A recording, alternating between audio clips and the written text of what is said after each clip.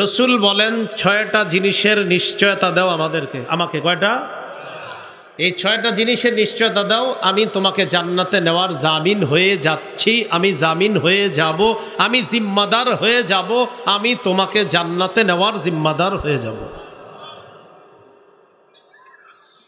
তো রাসূলুল্লাহ সাল্লাল্লাহু আলাইহি ওয়াসাল্লাম এই কথা বলার পর বলেন, 1 নাম্বার উসদুকু ইদা হাদ্দাসতুম, যখন কথা বলবা সত্যি কথা বলবা। 2 নাম্বার আউফু ইদা ওয়াআদতুম, ওয়াদা করলে ওয়াদা রক্ষা করবা। 3 নাম্বার আদ্দু ইজা তুমিনতুম, তোমাদের কাছে আমানত রাখা হলে আমানত যথাযথভাবে আদায় করবা। আমানত রাখা হলে আমানত যথাযথভাবে আদায় করবা। তাহলে 3 নাম্বারটা আদ্দু ইজা তুমিনতুম, তোমাদের কাছে আমানত রাখা হলে আমানত যথাযথভাবে আদায় করবা।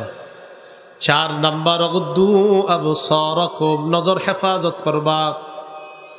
5 নাম্বার ওয়াহফাজু ফুরুজাকুম, লজ্জাস্থান হেফাজত করবা। 6 নাম্বার কুফু আইদিয়াকুম, হাতগুলা অন্য মানুষকে কষ্ট দেওয়া থেকে তুমি বিরত রাখবা। আজমান লাকুমুল জান্নাহ, আমি নবী তোমাকে জান্নাতে নেওয়ার জিম্মাদার হয়ে যাব। কয়টা? কথা বললে সত্য বলা।